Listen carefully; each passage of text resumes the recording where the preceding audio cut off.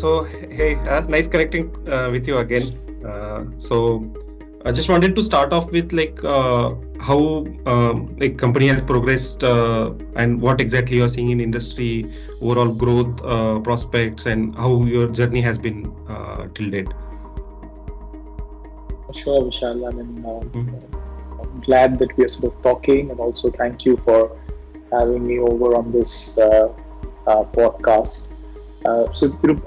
At Arya.ag, we basically try and work with farmers, farmer organizations, and other smaller entities closer to the farm gate, and connect them with markets in a way to solve for their problems around access to finance and access to markets at scale. And in that journey, over the last 10 odd years that we've been in operations, we are today India's largest and the only profitable grain commerce platform. So that's been our journey in short. And I think we'll discuss more about our work as we progress in this chat. Great. So, this thing, in terms of, I understand that now, in last 5 or 10 years, a lot of platforms are coming up. And from your perspective, what will be the unique value proposition which you are giving it to the this agri ecosystem? I think, if you see, the agri ecosystem in India and also other such developing countries, farmers and other such smaller entities closer to the farm gate have never really had the option or the freedom to decide when they want to sell their produce. And similarly, whenever they want to sell their produce or whenever they're selling the produce, they also do not have the option to decide whom they want to sell that produce to. So I think these are two very basic questions that Arya.ag works on, and that's our basic, unique proposition or our unique offering to say that if there is a farmer, the farmer after harvest need not sell her produce immediately at those distressed prices that exist in that period, and can actually hold the produce and sell it at a time when the prices are right.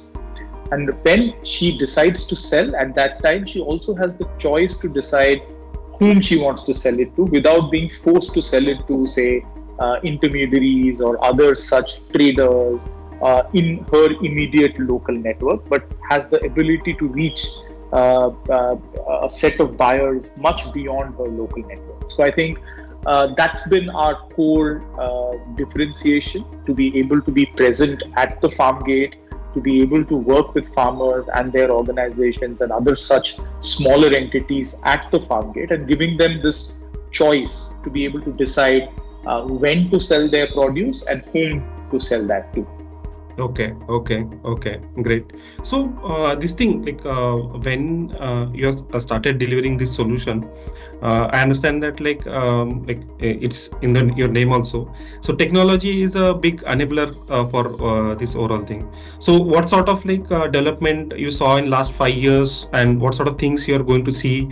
How this overall thing is helping you in terms of some industry changes in terms of technology?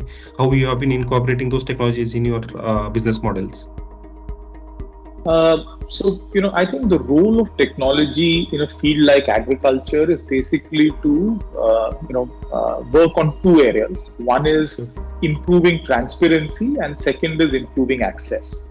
So that's where I think these are two basic areas where we have deployed technology. And when I say improving transparency, if you see agriculture and similar other such industry areas, one core problem is that of the problem of trust. So if you are a farmer, you do not trust the buyer. The buyer does not trust the farmer. Similarly, if there is a lender who wants to lend to a farmer, the lender does not trust the farmer. And similarly, the farmer also has various doubts about the lender. And similarly, if you look at each and every step of the value chain, there is a problem of trust that exists.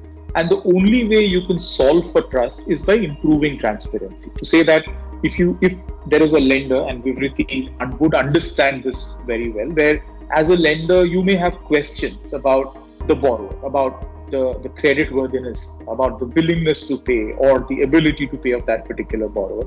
And it is that trust gap that keeps you away from your borrowers, and which is where I think Arya.ag comes in to say that can I improve the visibility and transparency in the process so that the lender trusts the borrower more. Similarly, when we work, we also see that a farmer does not trust, say, the warehouse in which he or she wants to store his or her commodities. So there is a layer of trust that assures the farmer that you can store your produce, wait for the right time and sell it later. So we've used technology to solve for trust at one level.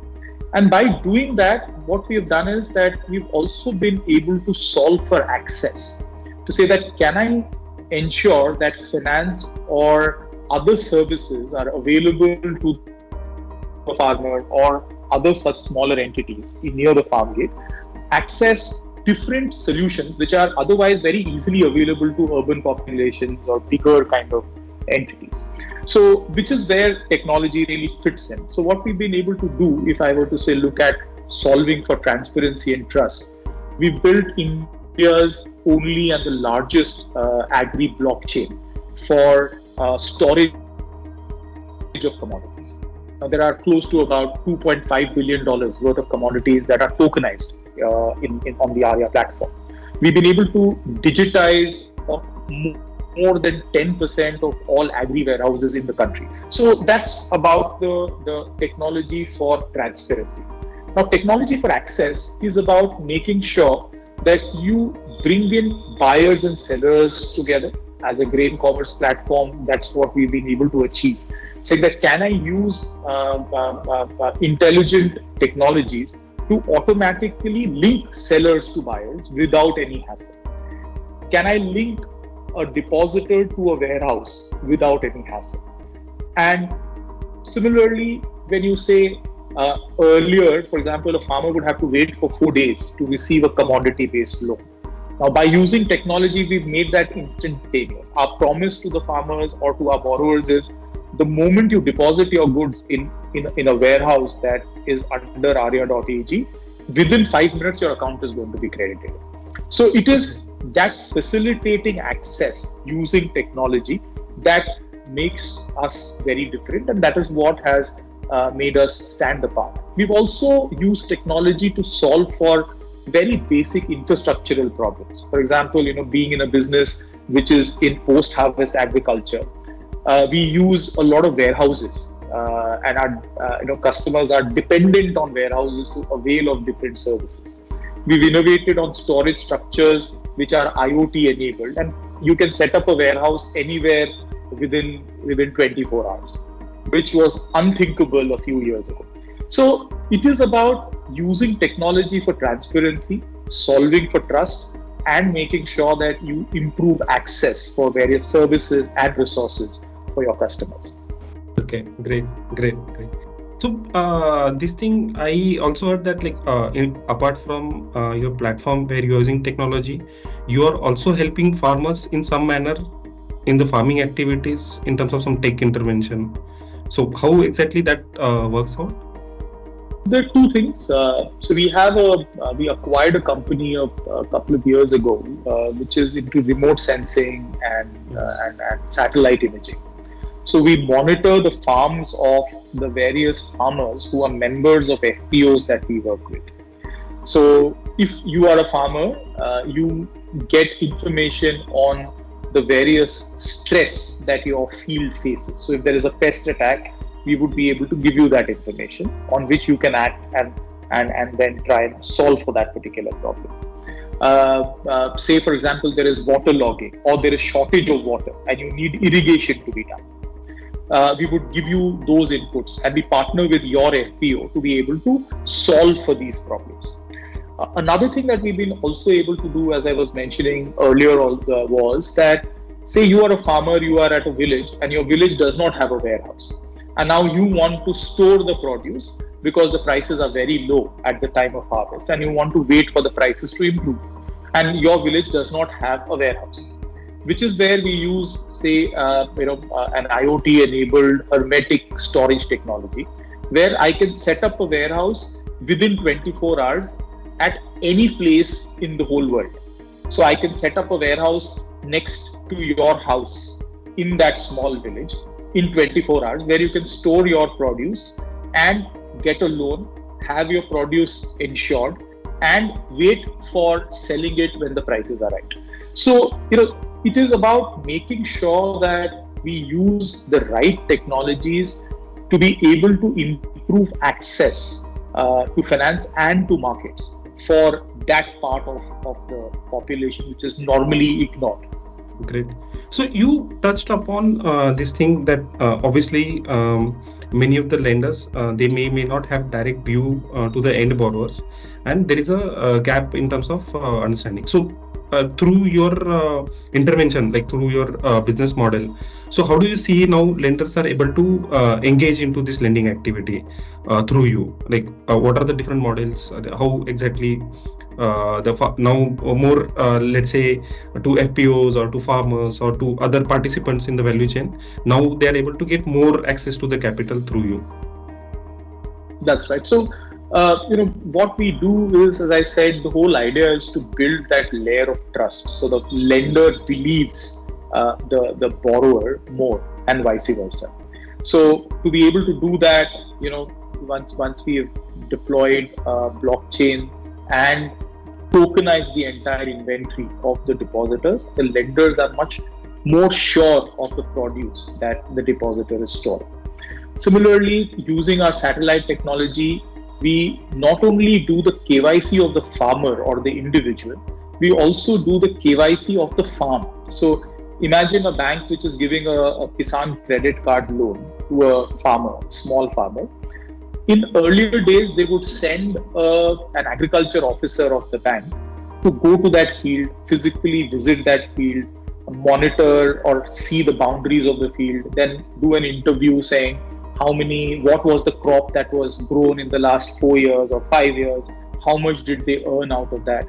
Today, all of that can be done using remote sensing and satellite imaging. I have historical data for the last 20 years for any farm that you pick across the country. And for that, I can easily give you as a lender complete information on what was the average income of that farmer in the last 5 years. And which is what you would send your person to go out and do a complete analysis in a physical form, which is open to corruption, which is open to a lot of other inefficiencies. So the whole idea is that by using technology, we have been able to build more transparency, which makes customers and banks and lenders, trust each other much better. Okay, great. Actually, this is like a really great idea. I mean, so you know your customers, know your this like entities also. Knowing the farmland, know the farmland. I think this would be first of its kind.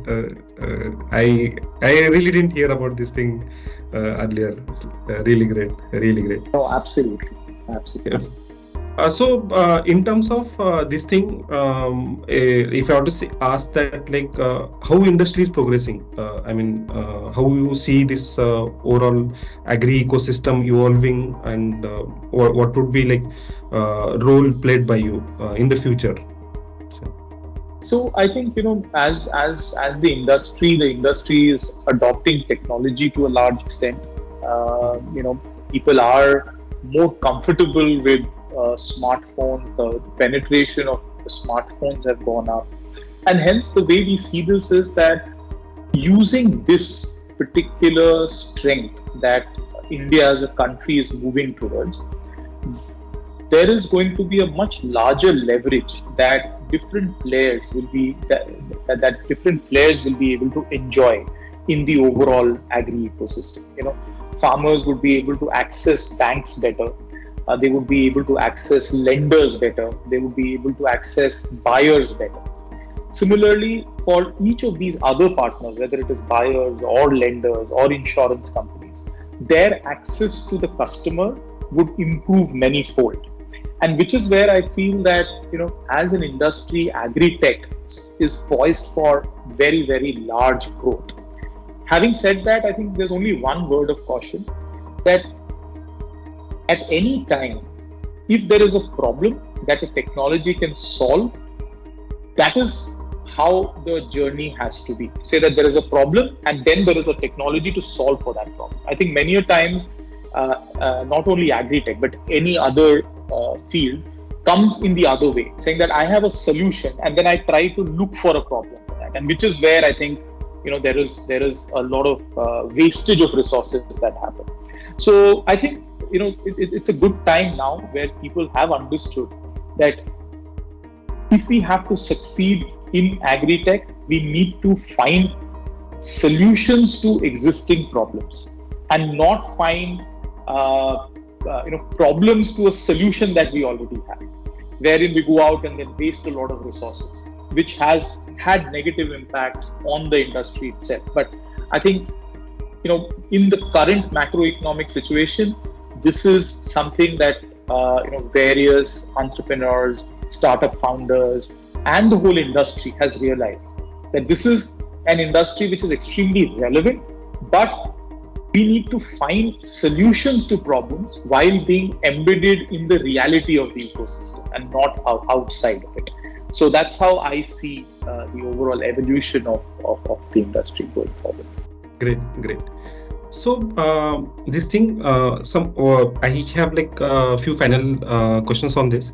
So from your perspective, you as a business model, this thing, how exactly the equity investment or debt investment, how exactly you are seeing in this particular sector, and how has been like lenders or investors response to this overall thing, and definitely like going forward, like is there any something which a particular lenders can do when engaging with your business model per se? I think the agri-tech as a sector has seen, though the response came in a little late, while other sorts of or other industries got that benefit much faster. But I think COVID opened a lot of new doors for agri-tech as an industry. So which is how we've seen equity investments flowing into agri-tech in a much seamless manner over the last 3 years. And that has really benefited the sector. Even in the current funding winter, as we call it in the overall ecosystem, agri-tech has been a space which has seen continuous inflow of investments. And which is where that gives me a lot of hope, saying that things will move. And there are strong companies which have been built on very strong foundations that are making money. For example, Arya as a startup, agri-tech startup, is the largest and the only profitable agri-tech startup today. And which is how, at least for a company like ours, we've not seen much challenges in terms of both raising equity as well as debt. We've seen significant interest even in a market situation that exists today, where investors are looking at us and we are trying to see if we can or how we could move forward on our resource requirements. So to that extent, agri-tech as a sector, I think, is very clearly poised for growth. The potential to grow is probably one of the highest in agri-tech, and that is what different investors are cognizant of, and which is how they are looking at this sector. And as a sector, I think we are poised for great things moving forward. Okay, great. So this thing, like in terms of, I understand it's like a sort of a PSL lending. So definitely, banks would be like more open to funding directly or indirectly. So in terms of banks or NBFCs, like how do you see that debt funding, and is there like any sort of a gap you see, and how this particular space from a lending perspective is evolving? I think as any startup ecosystem which is fairly new, it takes a little bit of time for traditional lenders to understand that growth trajectory and then come in between. So which is where I think the problem also lies. To say that if I were a car manufacturer, the norms are set more or less. They would say, okay, if this is your balance sheet and these are your financials, we would come in with this kind of a loan. The rating agencies understand those business cycles better. But here you're talking about a startup which is growing, say, 200% a year. And working capital bankers would look at it from the perspective of MPBF and say that, okay, you know what, I will look at a 20% growth in turnover every year, and hence I will look at a commensurate increase in my exposure to you. Whereas your business is growing, much faster than those traditional norms.